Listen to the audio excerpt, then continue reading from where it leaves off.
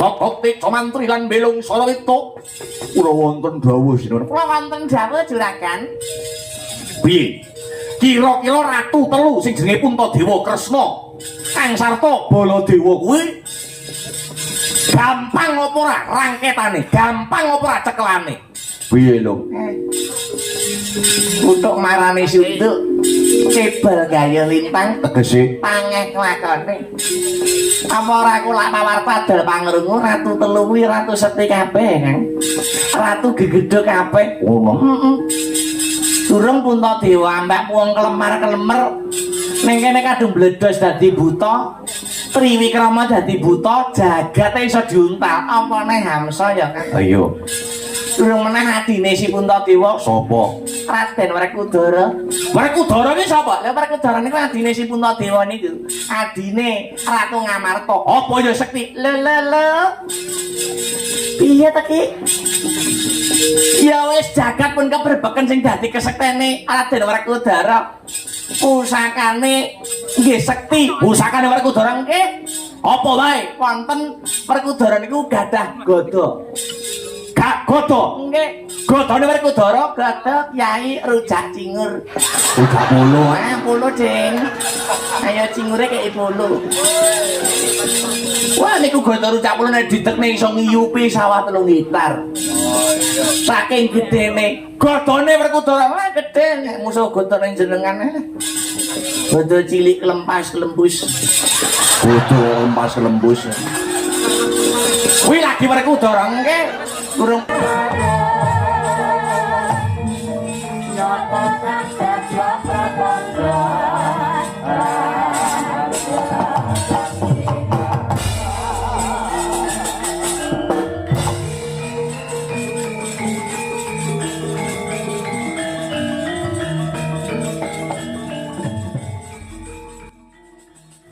Assalamualaikum warahmatullahi wabarakatuh. Teman-teman, jumpa lagi dengan TRS Voice. Teman-teman, di saat ini saya mau menyoroti tentang Mazda bukan di segmen hiburan.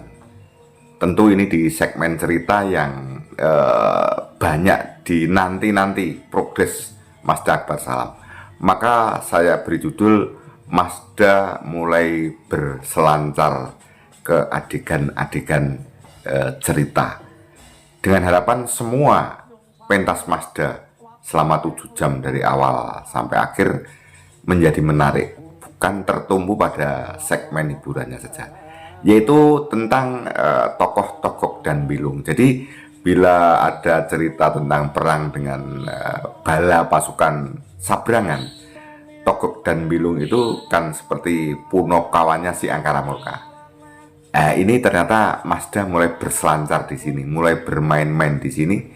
Akhirnya menurut saya Mazda ini ingin semua segmennya itu menjadi menarik. Misalnya pun dipotong-potong akan menjadi tontonan yang dilihat berulang-ulang oleh penggemar. Seperti itu. Mulai ke Togog dan Bilung yang sering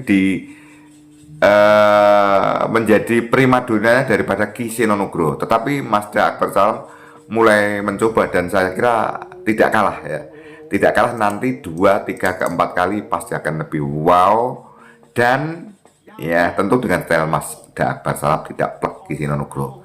Untuk itu kita lihat teman-teman, kita amati ya biar tidak gagal paham. Kawruhan nono yo Yayi. Aku kelawan Siadi Yayi Dimbokomono kalebu Ratu Serayan. Ratu Serayane Prabu Jarasandha. Ya ratu gustimu, ya ratu gustiku. Ing ripalungguhan iki aku Prabu Amsa lan kowe Yayi Dimbaka kaparentah kelawan ratu gustine awake dhewe Yekwi Nalendra saka negara Giri Bajra Prabu Jarasandha kinen angrangket ratu cacah 97 negara kinarya upacara kang winastan sesaji ludra Bekakak ratu 100 negara minangka tandha syukur marang sesembahane wong sak negara Giri Bajra ya kuwi Sang Hyang Bathara Kala. Ya pancen bener Kakang. Mara coba cacan. Pira ratu sing wis kasembatan karangket mapan ana sajroning pakundaran Yayi Dimpoko.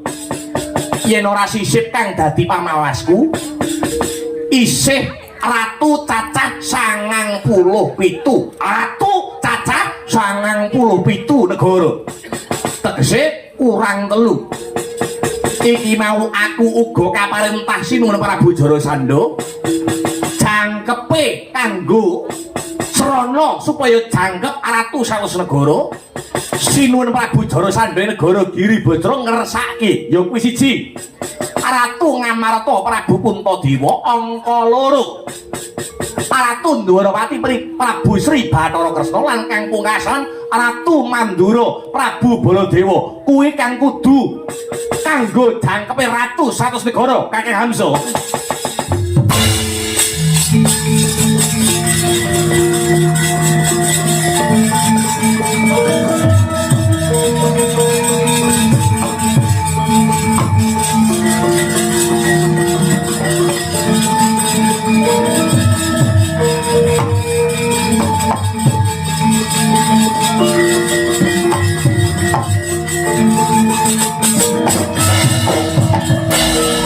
Yaksa Gora rupa ari sedeng analendra.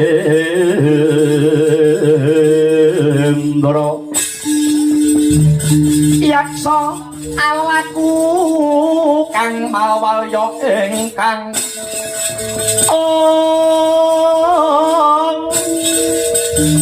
gambira marang ngise siung metu Prabowo Goro mawalian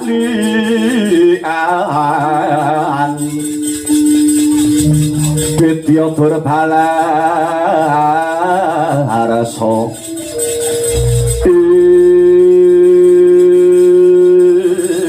Ngamarta Puntadewa Ndwarawati Kresna Mandura Baladewa pancen bener kaya dene winalik kang dadi rasaku.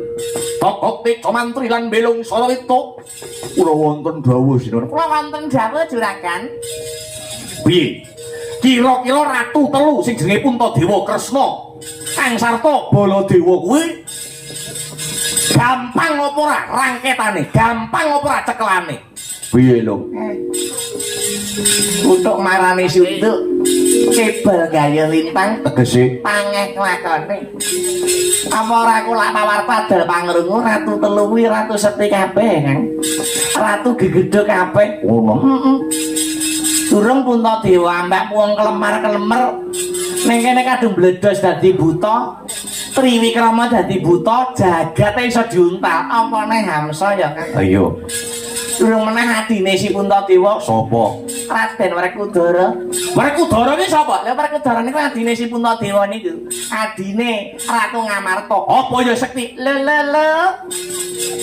Piye ta Ki? Ya wis jagat pun keberbeken sing dadi kesektene Raden Werkudara. Pusakane nggih sekti. Pusakane Werkudara nggih. Apa wae? Wonten Werkudara niku gadah gada. Gak godo. Nggih. Godone Werkudara Gada Kyai Rujak Cingur. udah mulu. Polo Ding. Ayo cingure kaya polo. Wah niku gada rujak polo nek ditekne iso ngiyupi sawah 3 hektar. Saking gedene godone Werkudara wah gedhe musuh godone jenengan. Gada cilik lempas lembus. Godo lempas lembus. Kuwi lagi Werkudara nggih. Burung meleh adine Werkudara sapa? Nuwun inggih menika Raden Janaka utawi Raden Arjuna. Wong lanang gandrung karo kesektene, wong wedok gandrung karo kebagusane. Janaka kuwi nggih. Gadah pusaka sing ngedapi-dapi. Panah Kyai Pulanggeni. Pulanggeni widaya Katyasane apa? Pulanggeni niku malah ora dienggo perang. Pulanggeni nggih. Pulanggeni didep ning ngalor, lor akeh wong mati. Pulanggeni didep ning idul, idul akeh wong mati. Didep ning lor, lor akeh wong mati. Etan kulon akeh wong mati. Pulanggeni didep ning dhuwur, hujan deres, war lan wisus. Pulanggeni dincep ning lemah, akeh wong meteng. Lho niku tenan. Pulanggeni piye ta ki? urung sampeyan ngadepi para Pandhawa musuh anak-anake wae durung karuan menang. Anake Pandhawa urung meleh anake si Werkudara. Anake Werkudara sing angka 1 sapa? Jenenge Aden Antarja. Niku menungso setengah ula. Menungso setengah ula. Sampeyan kok wani perang tanding musuh Raden Antarja ku tenan. Utuk marani sunduk. Sampeyan kok nantang karo Antarja, Antarja sambat ula sak donya. Ula sak donya badhe ngeroyok sampeyan. Sampeyan arep mangan teng piring ana ulane. Arep ngombe teng gelas ana ulane. Arep turu ning kasur ana ulane. Sampeyan arep nguyuh ning jero kathok sampeyan ana ulane. Ulane Antarja. Dereng meneh adine Antarja, Raden Gatotkaca satriya kawat balung wesi. Sungsum gegala. Gatotkaca kuwi setik lho duwe aji Esmu Gunting Brajamusti. Kuwi kekuatane Esmu Gunting Brajamusti piye lho? Nek Gatotkaca kadung nesu, mancik lemah, melumpat teng pundhake mungsuh, matek aji Esmu Gunting Brajamusti, musuhe saged krasa saya siset gulu botol sirahe gumlundung ning lemah. Niku wong sak donyane sing duwe aji Esmu Gunting Brajamusti nggur loro. Sapa? Gatotkaca kaliyan kula. Lho kuwi duwe. Tau mbok takne nate. Nek mung ngecane karo bojoku. Pas malam pertama barabimben aku matek aji Esmu Gunting Brajamusti. Saya siset metu cemplon kuwi kan. Cemplonnya lang nggih. Anak hujan iki. Durung malih antasena pun. Mang nek ngego atur kula pun mulih mawon mumpung yaiten jek wonten ngebis. Mulih mawon mboten usah nutuke. Sumpah prajurit ora bakal mundur yen durung tarik krotongan. Dimboko ana dawuhmu apa Kakang Hansuk? Lontoran lumaku mapan ana ing tanah Jawa digebak kaya ngapa kasektene Kuntadewa Kresna lan Ultimo.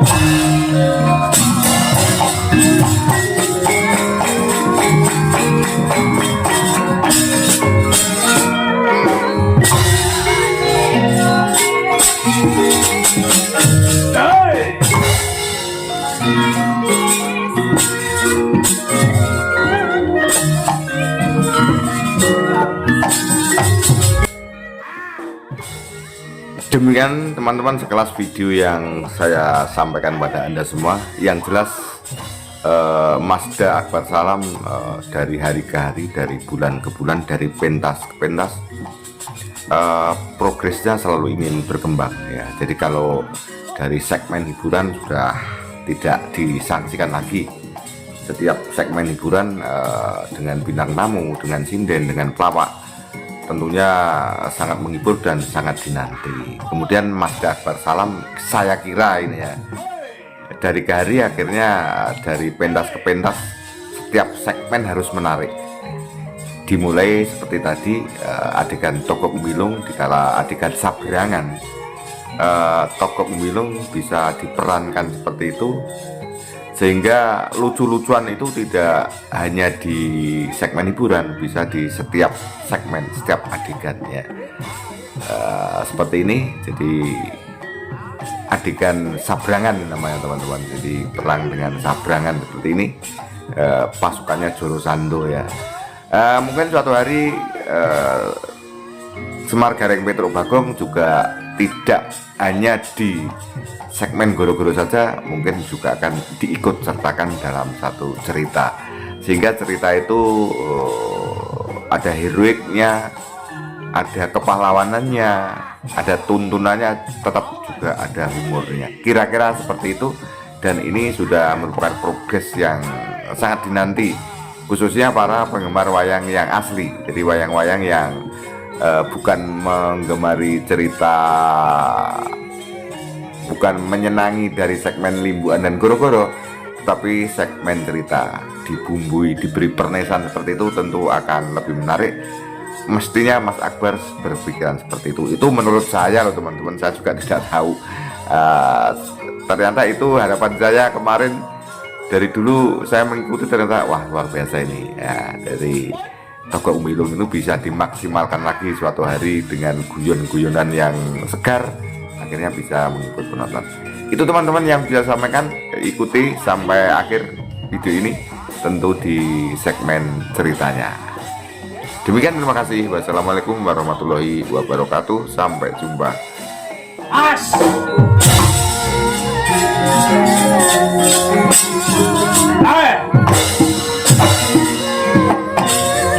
As. Hey.